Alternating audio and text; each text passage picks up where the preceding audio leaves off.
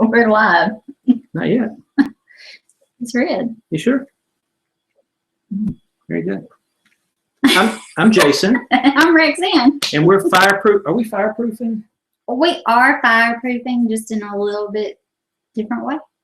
Okay. I thought you were checking. What happened to you? Since this is our first time back, because it's been like over a year, right? Has it been over a year? It's been about a year.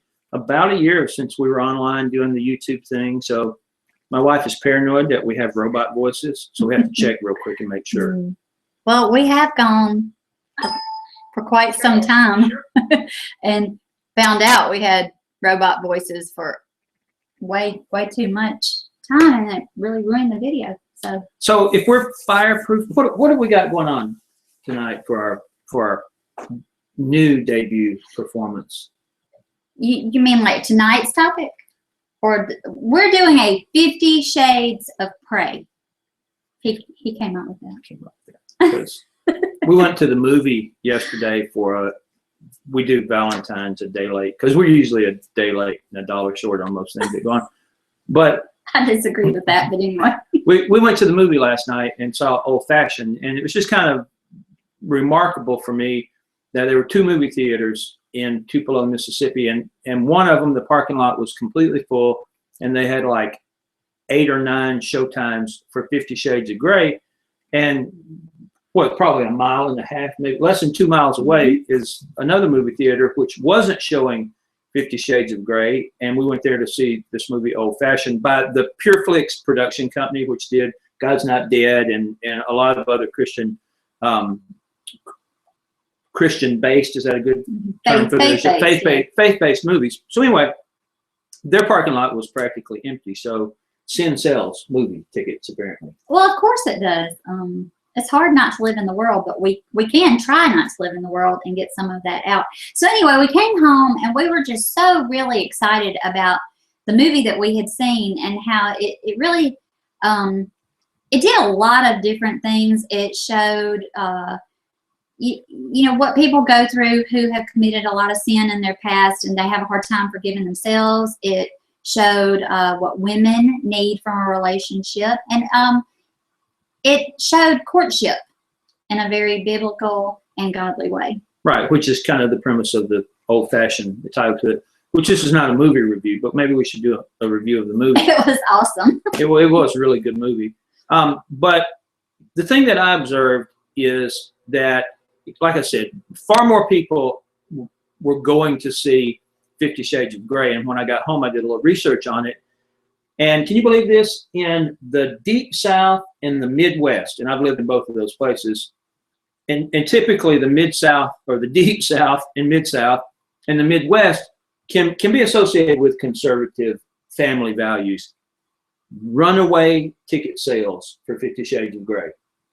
And it's so sad, because we're called to not live in the world, and it's hard for me to see other Christians, you know, going and doing this when it's a choice, and it's such an easy choice to do the right thing.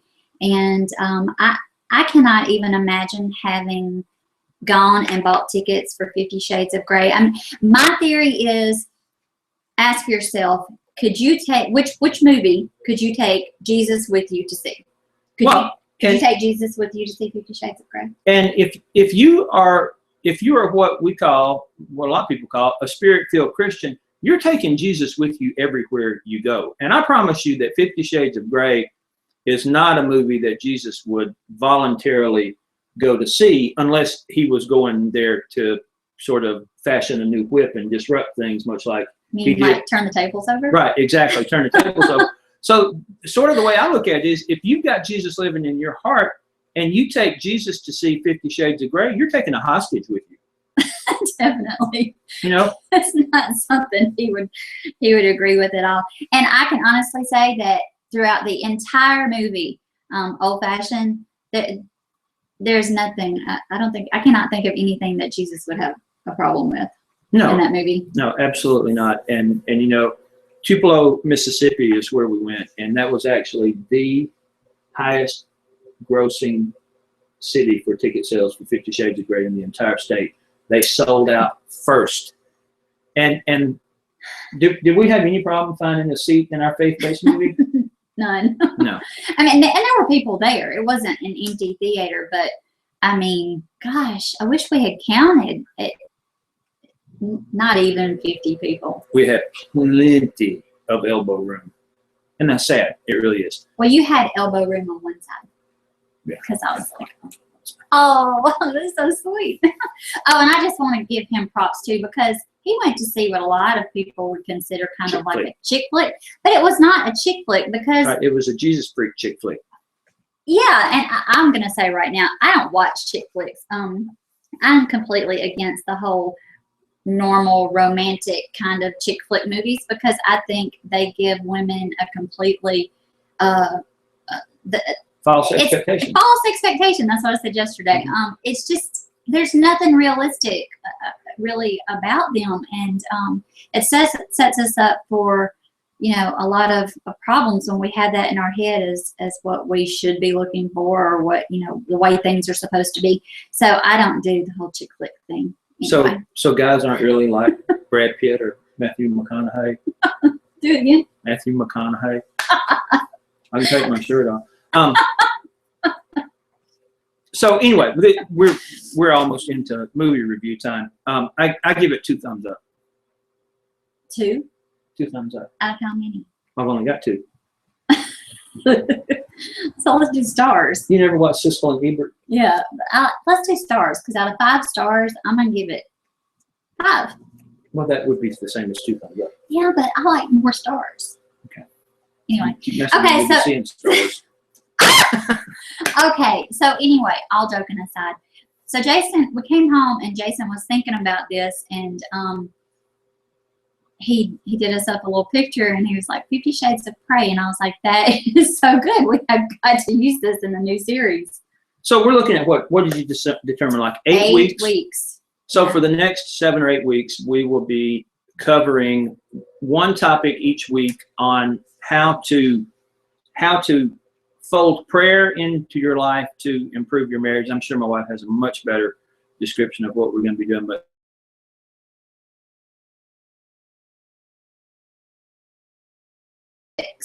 that areas where couples really struggle. And, amazing things happen when you bring prayer into your marriage and you work towards having a biblical marriage. And that's what this series is about. And tonight what we're going to talk about is how important it is to make your relationship a priority. Before we start, I'd like to cover something really quick. And for those of you who know this as being truth, this will just kind of be a refresher for you. And for those who may have heard this for the first time, the biblical picture of marriage between a man and a woman is designed the way it's designed so that it gives you a biblical picture of the relationship that we're both supposed to have with Jesus Christ. And it was designed that way because the more you live a biblical relationship with your spouse, the better and the easier it is for you to live that relationship, that biblical husband-bride relationship with Jesus Christ. Because until you have figured out how to allow Jesus to be the leader in your life, it will be impossible or very difficult for you to be the leader for your wife. I made a little rhyme there. But and to look at the other side of that coin, if you're not being the biblical leader in your household, you can't very well know how to follow. Does that make sense? Yeah. You can't possibly know how to identify a leader unless you're being a leader. That's really true. And all this goes back to seek ye first. Right. And if we're seeking, both of us, if we're both seeking God first, you have no choice but to follow the biblical outline for marriage. And for those of you who may not have watched previous series that we've done, we have divorces between us, and when we before we got married, we agreed that this time was going to be completely different, and we were going to do it by the book, as Jason calls it, the Bible. so that, you know, we wouldn't encounter the same problems we had before. And I'm not going to say it's, you know, easy or a picnic or walk in the park every single day, because you have two different personalities. He's just clothes laying around. And, you know, I mean, he's not neat, but we won't go through that list. Anyway, if OCD land had a queen,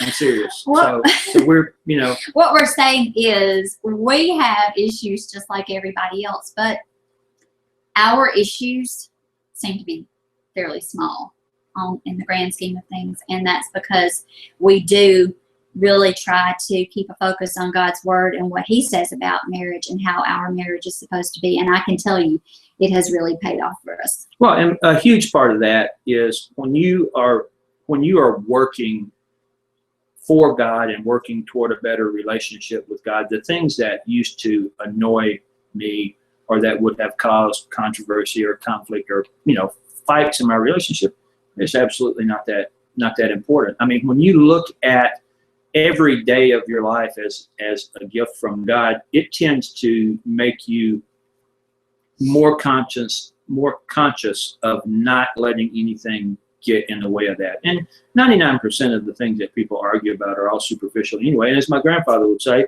don't worry about it. 100 years from now, nobody will remember it anyway. Right? I mean, true. So I did a little research, and I came up with some really good information here. According to a research that appeared in Newsweek back in April 2005, marriage normally takes a hit when you have children. And if you have children, you completely understand that.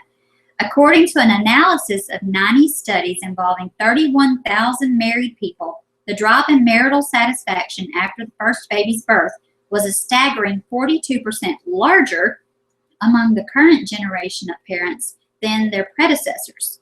Satisfaction dips even lower, though only slightly, with each successive child.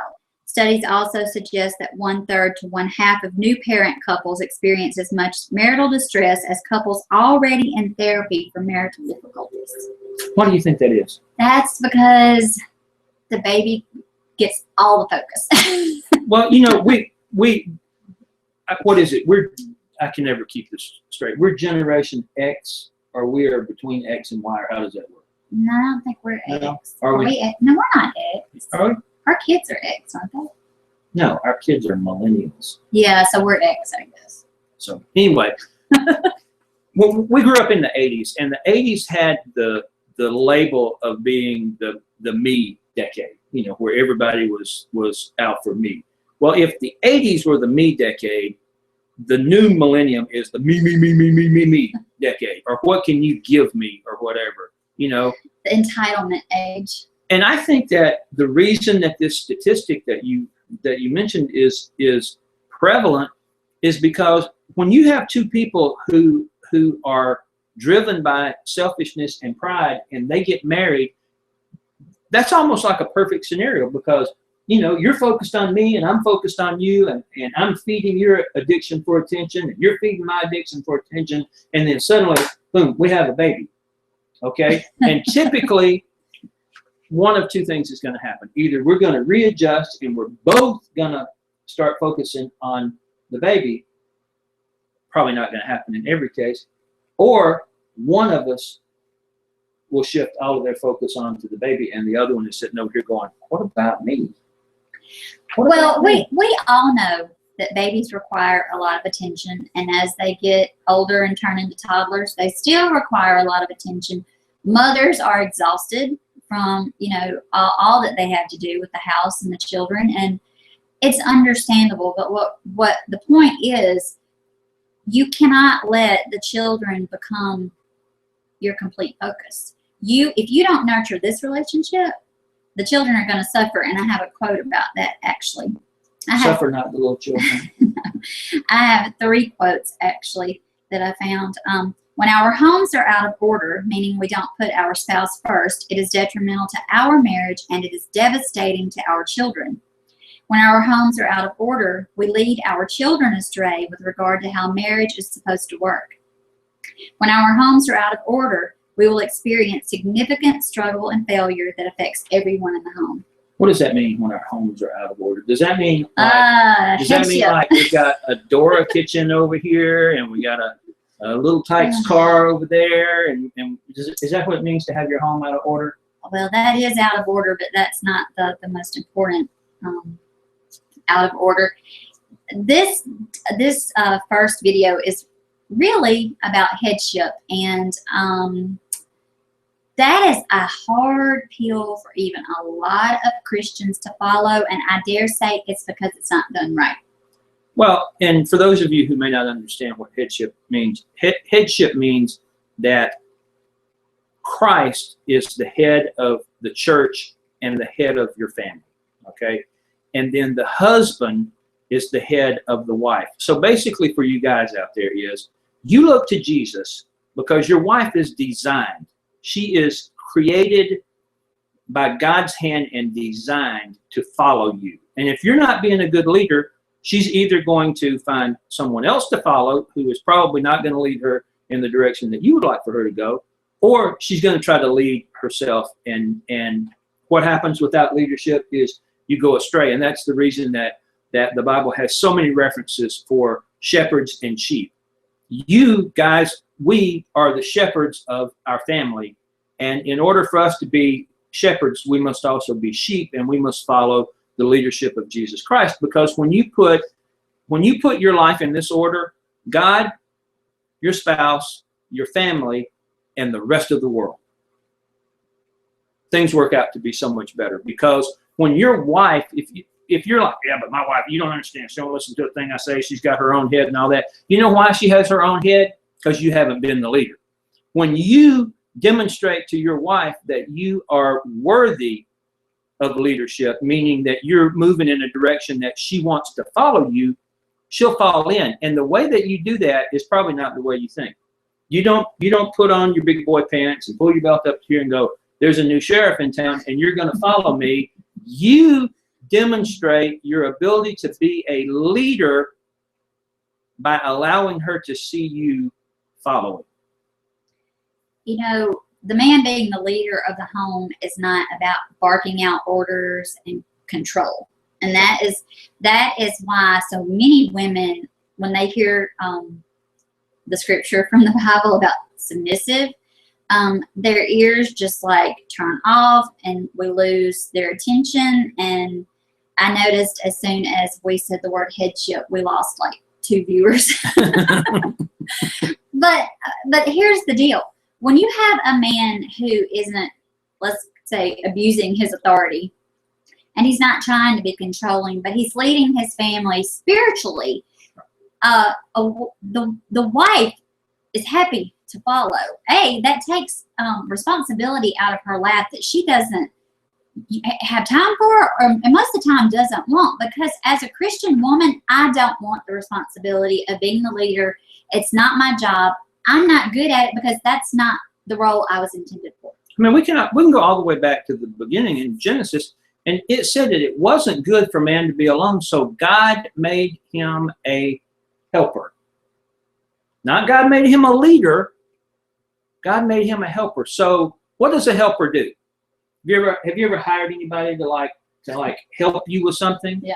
What do? They stand around and wait until you tell them what to do. Right, or step out or whatever. I mean, they're there to help you. Your wife is there to help you. And I know that there are a lot of women out there that are, well, that's probably the ones that we lost. So, I can run my household Hold just on, we fine. could have lost men too, because there are a lot of men who run from that responsibility. But here, she said that you don't become a good and effective biblical leader in your home by barking out orders. What did Jesus say? He said, my yoke is easy and my burden is light.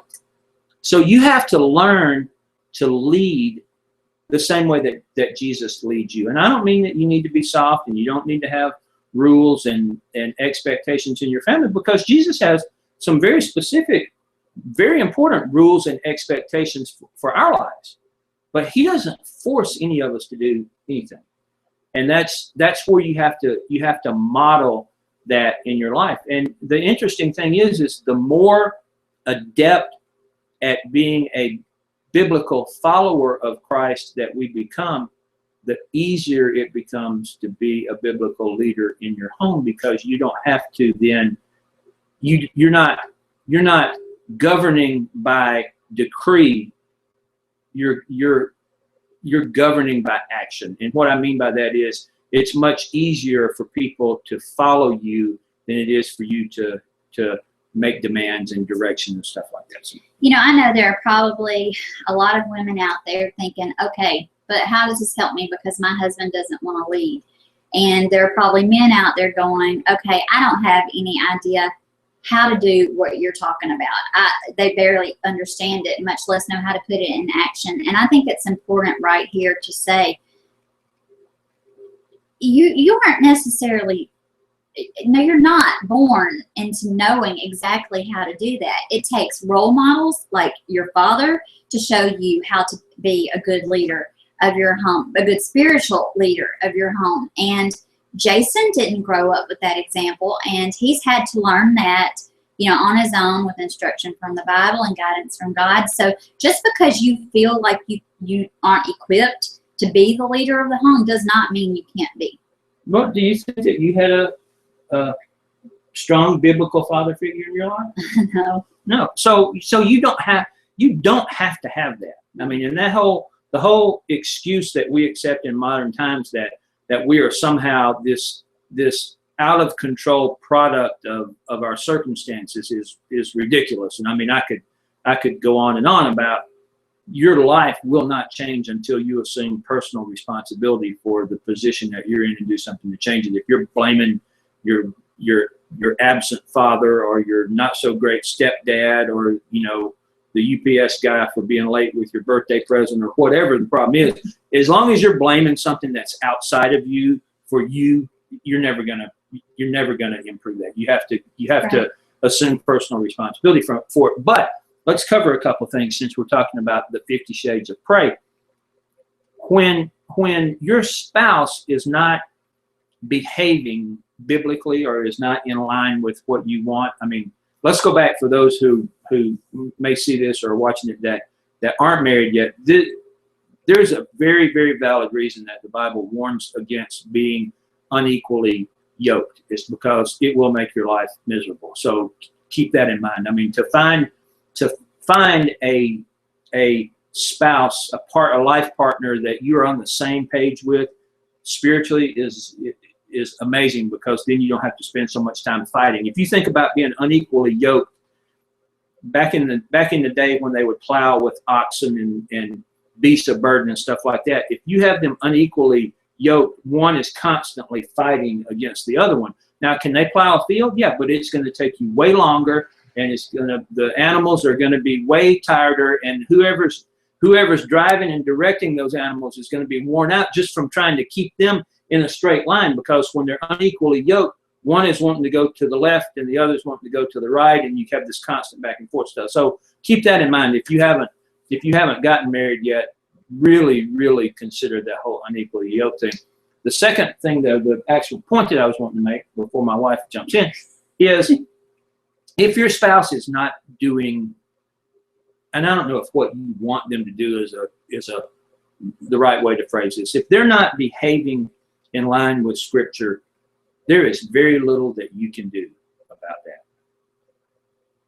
But as wives, and the love of your husband's life, you have a great asset. You have a lot of power, and the way you use that power is extremely important. Jason is relatively new Christian. I mean, he's working on 2 years now, and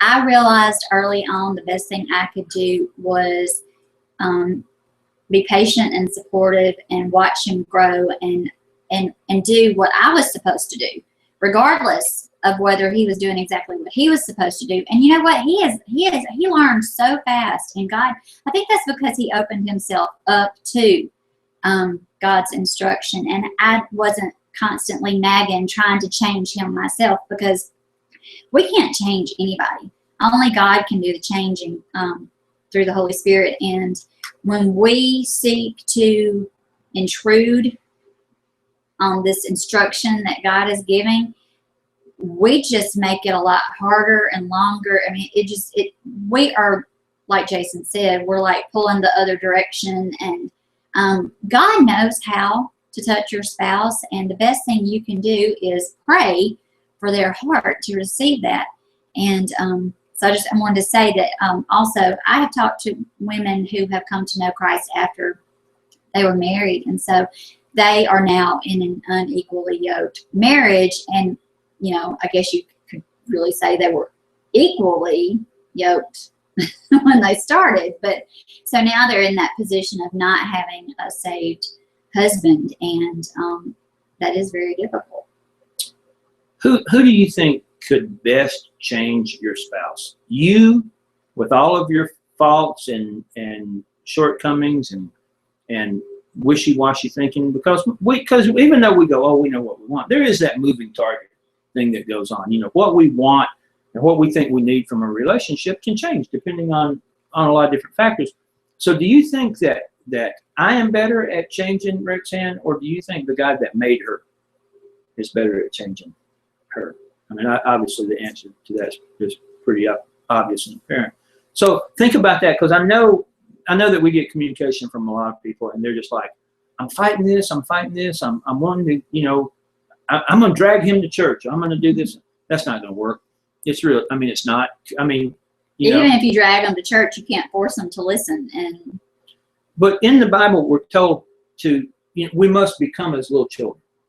And when I read that, I'm thinking, okay, what does that mean? And it has so many relevant meanings in our life. But the one that I would apply to this is if you think back to when you were in, I say elementary school, because we grew up at a time when kids actually went outside on the playground and played.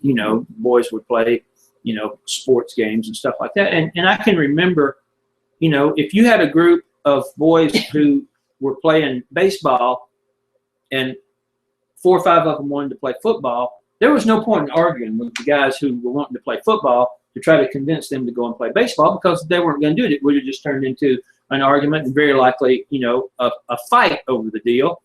But yet, if the 4 guys who wanted to play baseball went off over there and started playing baseball, as soon as this first group of guys saw that they were having more fun, guess where they wanted to go then?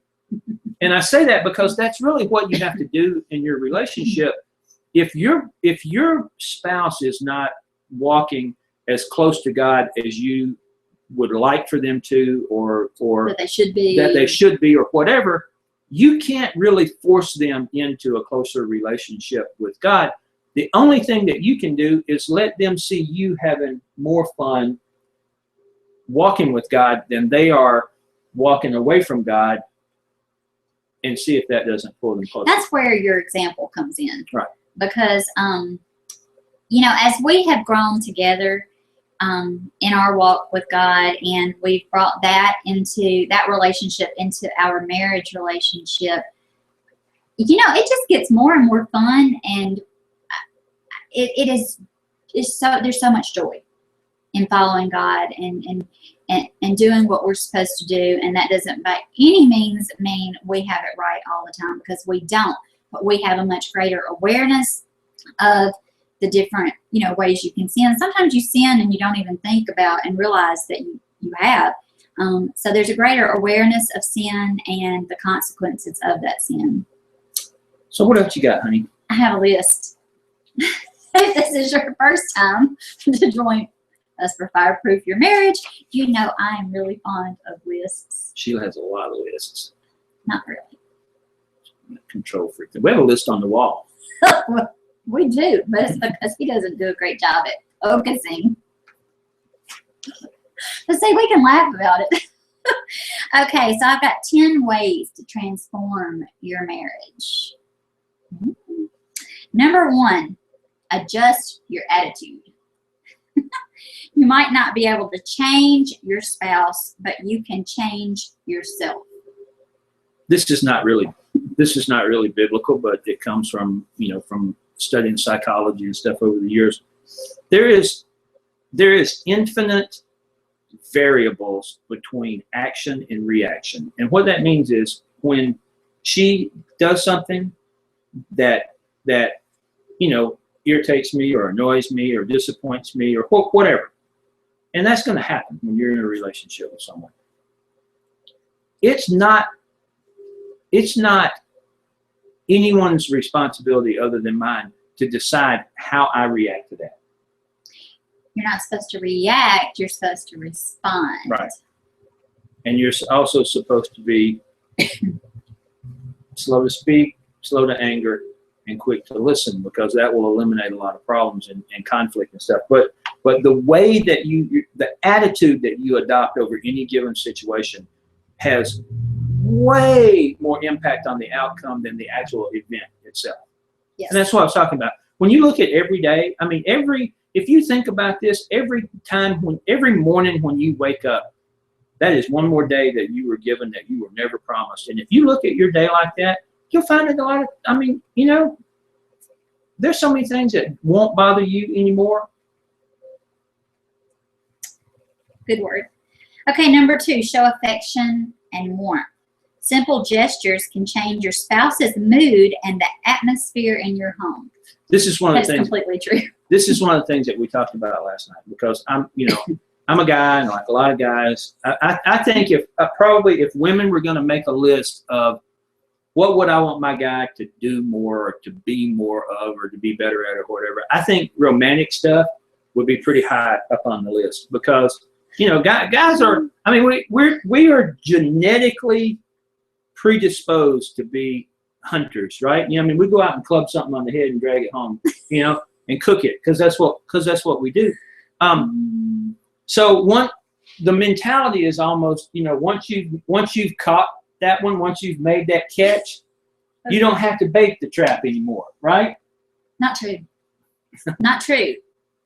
Simple gestures, guys, can change your spouse's mood and the atmosphere in your home. And I'm going to say really quick that goes for women too, because if he's hungry, fix him something and take it to him, because you know what? That's going to change his mood really fast. It's not only going to solve its hunger, but you're doing something to serve your spouse. And while I'm saying that, while we are serving God in marriage, that we do that through ministering to our spouse. Ooh, come on. And that includes fixing your husband a sandwich and taking it to him on a plate. Yep, it is serving, and guess what? It's biblical. And I know somebody out there is going to say, yeah, but you just don't know. I have this husband who wants me to wait on him hand and foot. And I'm not talking about excessive to the point of abuse kind of situations. I'm talking about our role in marriage is to serve each other and glorify God in the process. And little things mean a lot. And I said this to Jason last night.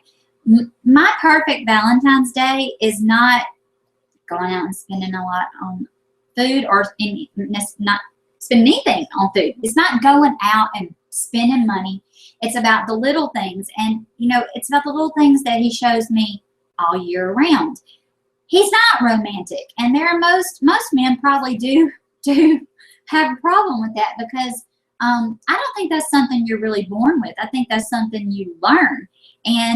But in defense of the guys out there that may be like me, see, my idea of being romantic and her idea of being romantic are pretty much not the same thing, which it's amazing that we get along as well as we do, because my idea of being romantic is like thinking, oh, I think my wife would like a piano bench, and going out to the shop. I knew he was going to bring a piano bench. And going out to the shop and making one, or a bookcase, or a desk, And I appreciate that. That's my idea of being romantic. And for me, if somebody was like, hey, I noticed that you needed a, shelf, so I made you one, I'd be like, man, that's awesome. That is serving. Right.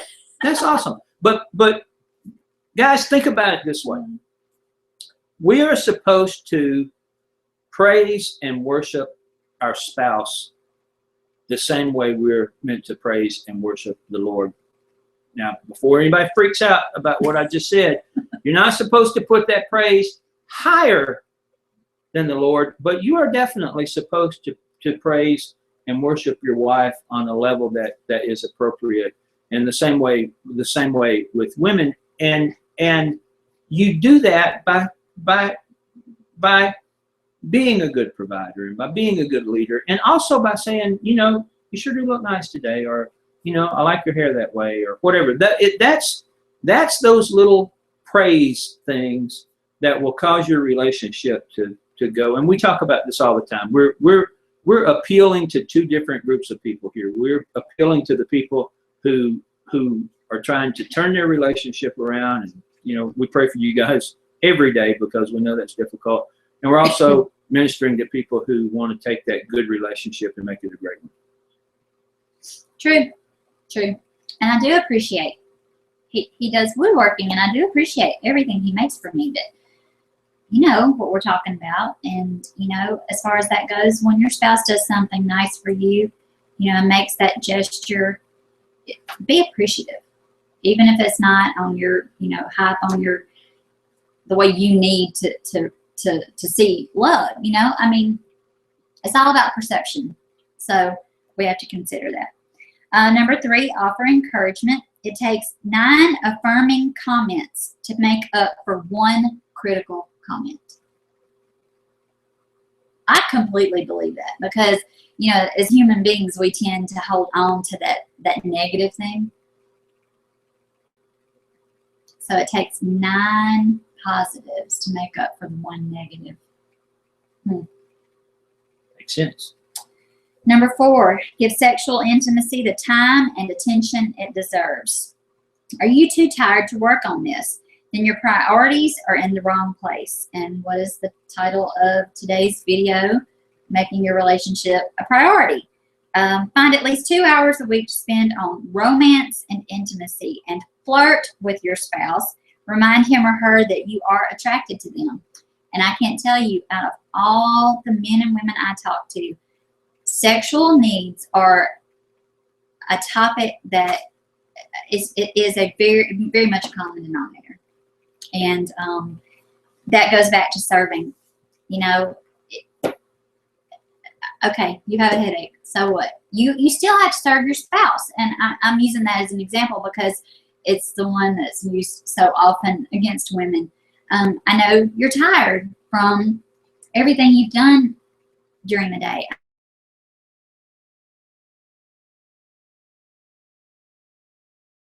And this and that and other, but marriage will not work if you don't make time for each other and serve each other, and the needs that you each have. And we're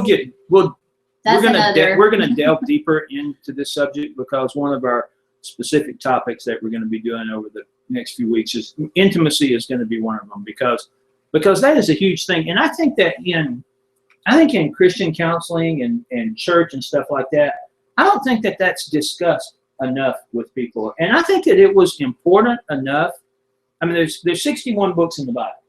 And I think it was important enough that there is an entire book that is devoted to intimacy in your marriage relationship. And there's some very specific instructions and stuff. And I know, because I've seen Rexanne. She's been in the Song of Solomon, and she's been going through this stuff. So I know she's going to have some excellent notes on that. But that is one of the doors that Satan uses to get into your relationship. And yesterday as we were driving, we were listening to a thing on the radio, and the person who was presenting made a really good point. Said, if the devil can't find an open door to get into your life and into your relationship, what he'll do is he'll find a little crack that he can put a little boy in and have him come around and open up the door. And what that means is, and the specific discussion again was about this 50 Shades of Grey thing, and I mean, we could go on about that, how that opens up a huge door for you to have problems in your relationship, because you're seeking a short-term, temporary, worldly fix for things that never work out for the best. But guys, when we, and I include myself in this, because she'll nod in a minute, because I'm just as guilty of this as anyone else is, when we allow these distractions and irresponsibilities to get in the way of our responsibility in terms of intimacy in our relationship, it opens the door to a lot of other problems, because infidelity is one of the top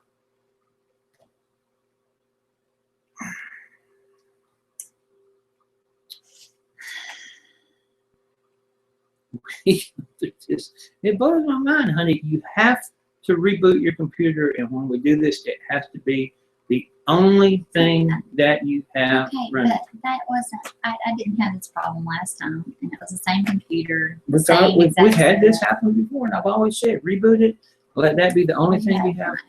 Had this happen like this. Maybe it didn't, Internet Explorer didn't stop working, but we have definitely had, I mean, we have to. It's this window. It's not.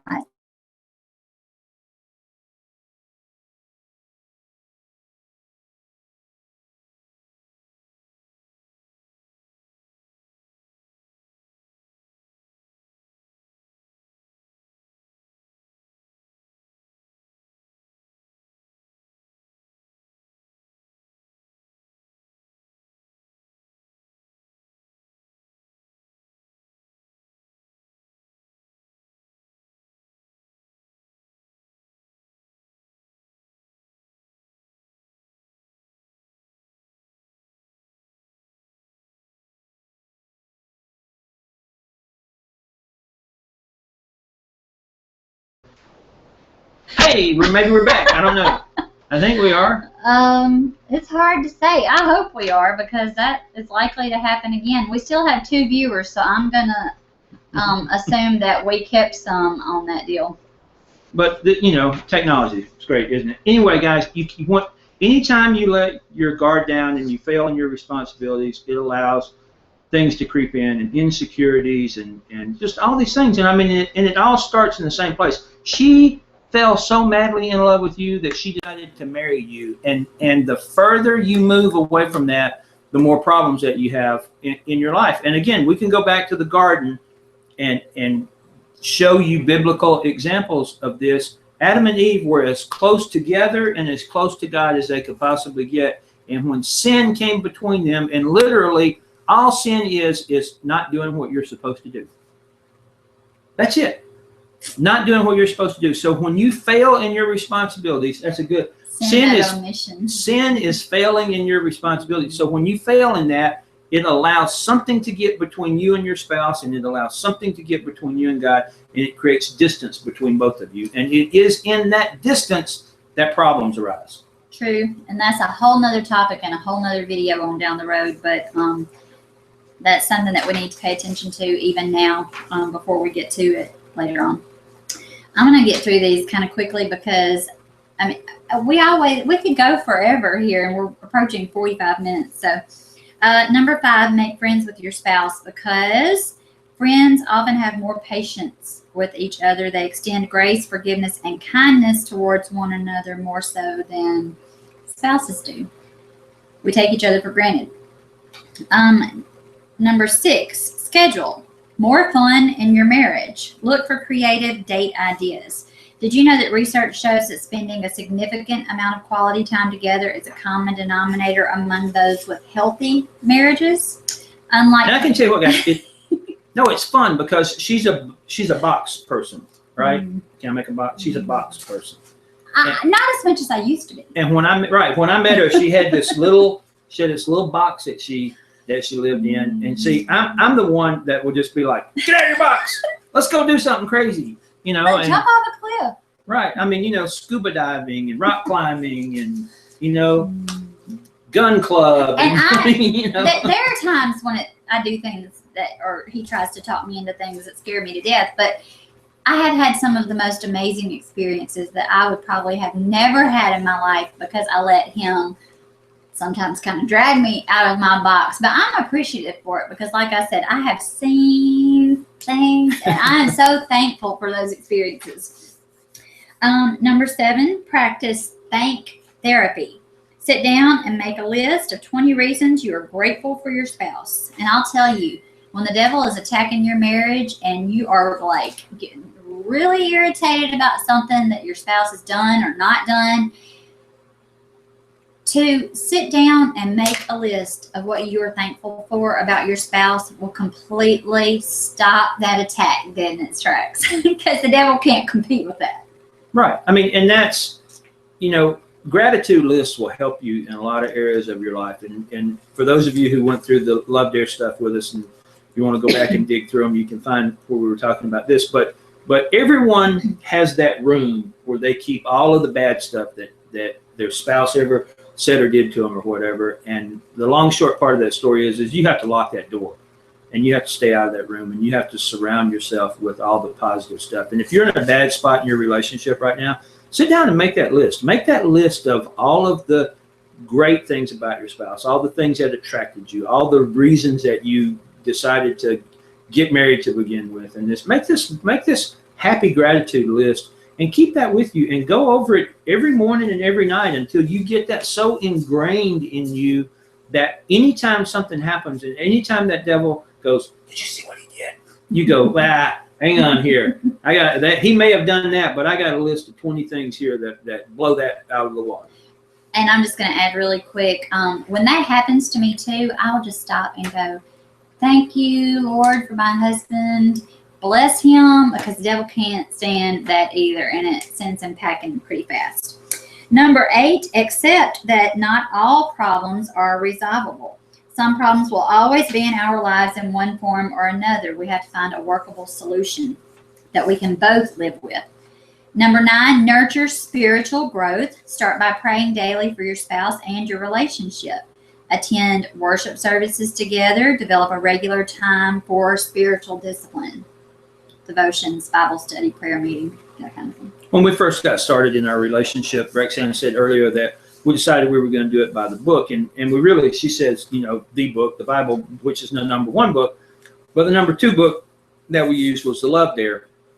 And we made it a point to go through that book and have accountability. And you guys were our accountability partners, because if you're watching this, then all you got to do is, you know, click down here or over here or somewhere to get access to those original videos that we did. And you know what? It wasn't easy.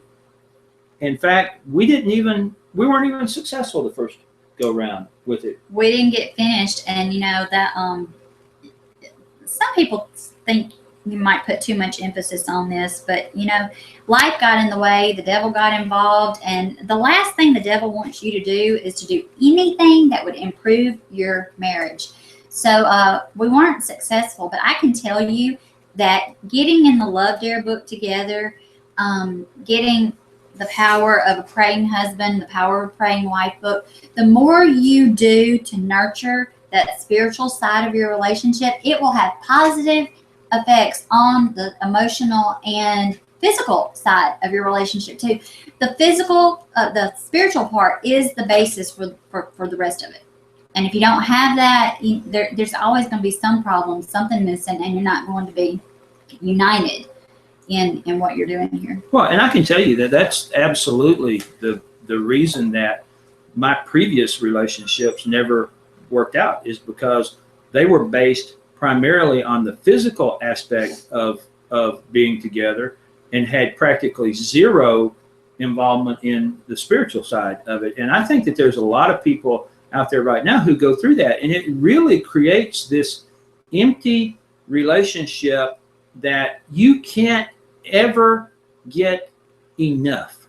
There is no satisfaction in that compared to having a relationship that is based on spiritual concepts. Because I mean, you're trying to, we all have this need in us to be spiritually fulfilled, and when you try to fill that need with physical stuff, it's very temporary, you know. So that goes to sex and porn and drugs and drinking and gambling. When you're trying to fill that spot that was designed by God to be filled with God in your heart, and you try to fill that with other things, you can be successful up to a point, but it is always temporary, and it never works out.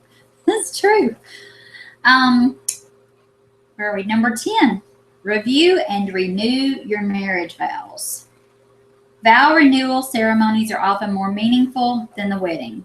Reviewing and renewing your vows will move you toward spiritual intimacy. As you read over your vows, you will be surprised to see often the awe factor that is present in the words, symbols, and the ceremony itself. And if you're not positioned right now to do that, go in the book of Ruth and read what Ruth said to Naomi at the Jordan River. I'm trying to remember what Ruth said to Naomi at the Jordan River. He's like got this mind that never quits. I will go where you go. I will go where you go.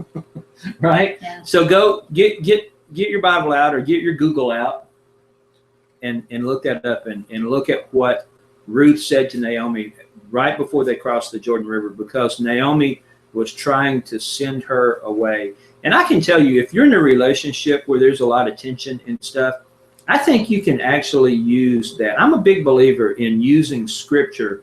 People talk about their mountain, moving their mountain. You know, they have this problem in their life that they're trying to move. And one of the greatest lessons that I learned is you need to stop talking to God about your mountain or your problem. And you need to start talking to your mountain about your God. Because that's where the power comes in. And and I can tell you right now. So if you look at what Ruth said to Naomi, and this has been used in weddings, you know, for probably hundreds of years, because it's a really beautiful and poetic thing that Ruth says.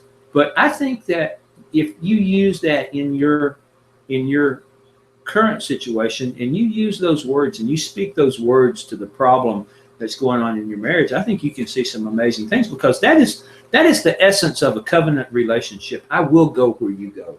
I will live where you live. Your God will be my God.